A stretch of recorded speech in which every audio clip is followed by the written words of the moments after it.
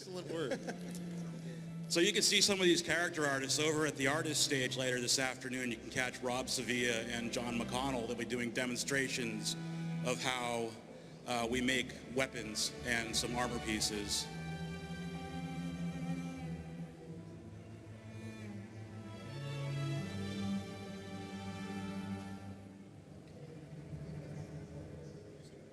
I will.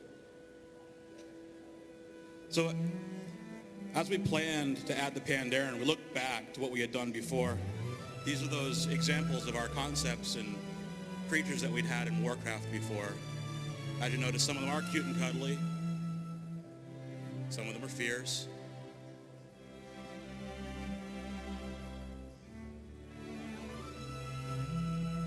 Most of these concepts were done by Chris Metzen and Sammy. Even a dark version of the Pandaren. So this is our model from 5 years ago. You know, it was good, but Chris redefined how he wanted to see them today.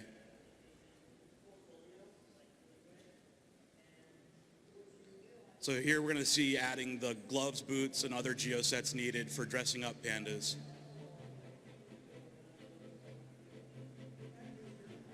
And here they are wearing some of the new clothes and old clothes.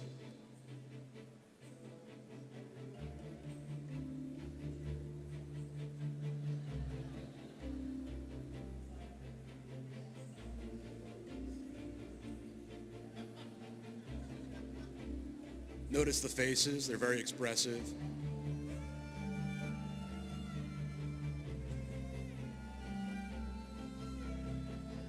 Gangster bear.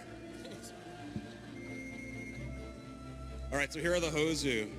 They're one of the enemies of the Pandaren. They're a crazed monkey race.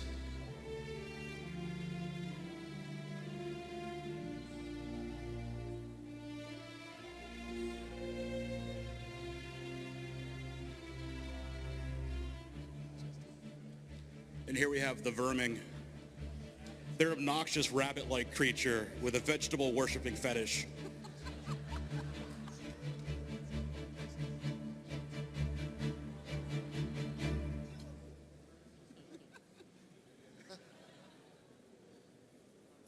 And this is how some of our artists envision the new Manted.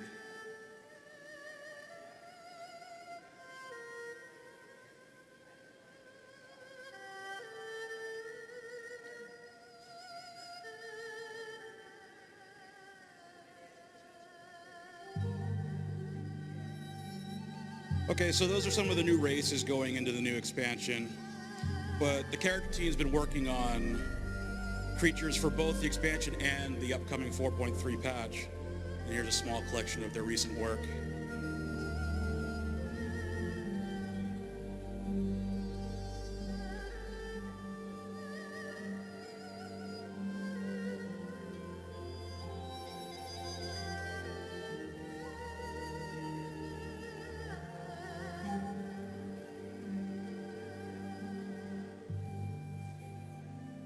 I mentioned armor sets earlier.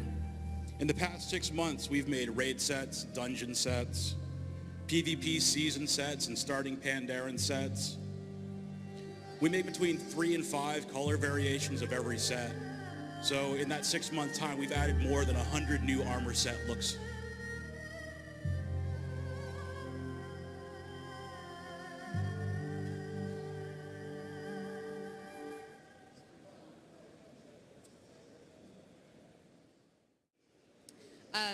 So for the Pandaren, we had a smattering of information, but not a lot to go on, like Mark was mentioning. So just to get the ball rolling, we just kind of started coming up with some questions to figure out who the Pandaren are. There we go. So where do the Pandaren come from? What's their background? What's their personality traits? Are they fat, thin, muscular? What do they eat? I know this sounds like a strange question, but there was some debate whether or not they were going to be veggie eaters or meat eaters, and the meat eaters won, so whatever that means. What kind of skills and characteristics do they have? Basically, how do we go about describing the Pandaren culture?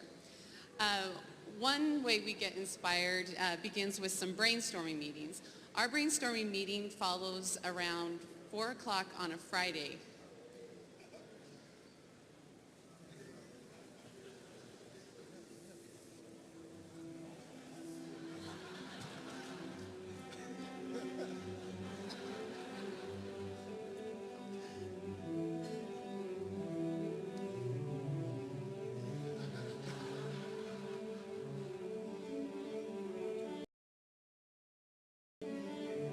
Okay, so while it may seem we're using a brainstorming meeting as an excuse to just drink wine and eat really good cheese, truthfully, the dungeon team doesn't need any kind of excuse to drink and eat really good food. We actually do talk and chat and throw ideas around and try to get the creative juices flowing. There we go, early concepts. Okay, so once we had a pretty good idea about who the Pandaren were, our team started coming up with some preliminary concepts and ideas. I wanted to show you just kind of the progression. This darn thing. I don't even know what I'm aiming at. There we go. Wireless. Okay. As Mark said, sky's the limit, anything goes. You know, we have some gorgeous concepts here, some really nice silhouettes, and even though we didn't use them necessarily verbatim, it's important it kind of shows the evolution of the design that, to what you see in the game today. So, what did we come up with? We know that the Pandaren are a very colorful and creative race. They're into balance and harmony, at one with the earth, I call that stuff. And we really tried to exemplify that in the temples and the building structures and their housing that you see in the game.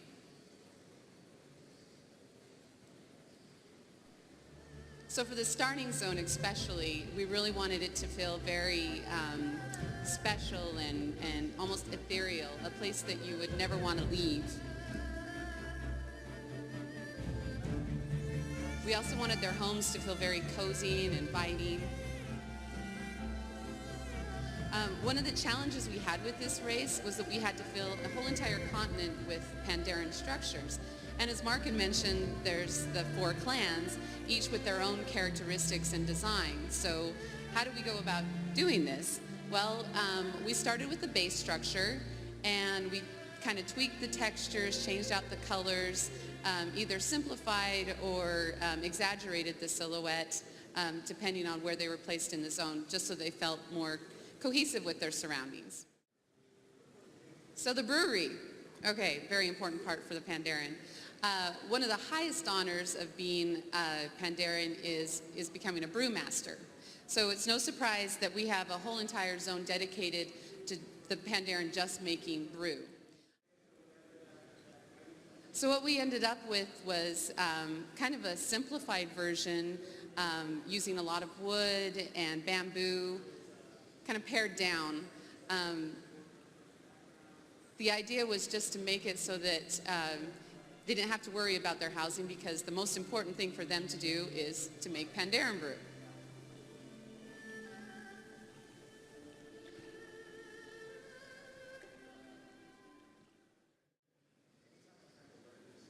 So last but not least, let's talk about dungeons. And I know you're all out there, the dungeon players. Let's hear it. Yay! So I wanted to give you a sneak peek of the 4 dungeons that we've been working on in the last couple months. Well, I guess it's been 4 or 5 months. And I had each of the artists that is in charge of the dungeons kind of give you an overview of what stuck out to them and how they pulled some of the characteristics of the Pandaren into the dungeons they're creating. The Great Wall divides the entire continent of Pandaria. It's a really big wall. It was built not by the Pandas, but by the Mogu. They're an older, more militant race that was in charge before the Pandarans were. When the Pandarans do rise to power, they see the need for the wall and have maintained it ever since. The wall itself needed to be darker and less ornamental than some of our other Pandaren buildings. This is a really big structure, so we left the majority of the wall pretty stark. We did things like use darker colors and use monolithic shapes to give it a real solid and an imposing presence. The Great Gate is the only place on the wall where we went a little more ornate, a little more colorful. This is where all the action happened, so we wanted it to stand out and look the part.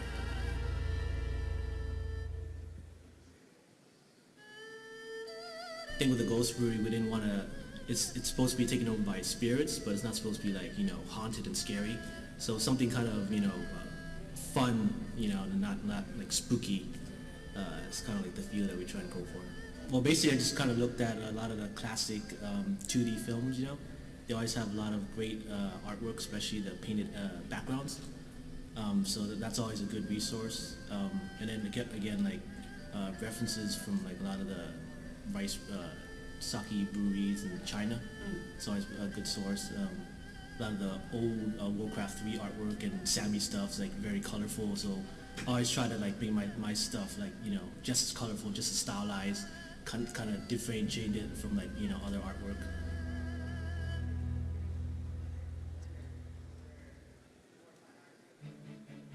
The East Temple was as challenging to make as I think it will be for players. It was imagined as a massive ancient 1,000-year-old temple hanging off the easternmost point of Pandaria. This dungeon was going to be unique because players would be able to choose from 3 separate paths, so we knew that this would be quite an undertaking.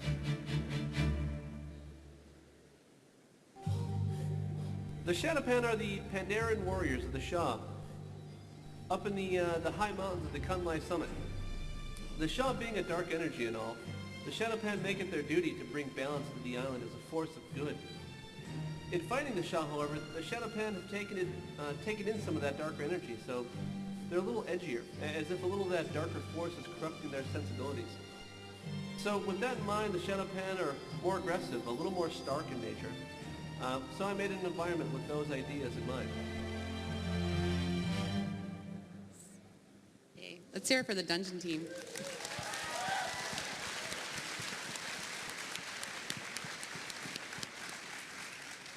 Okay, so now that you've seen the Pandaren character design, we've applied the animation, you've been able to see the environment that he's going to be running through and some of the dungeons and the housing that he will be using. I'm going to now turn it over to Eric Browning, who's in charge of the prop team. The animated props, which I'm going to leave you with, and this has not the weepy Chinese violins, but Dark Moon Fair music.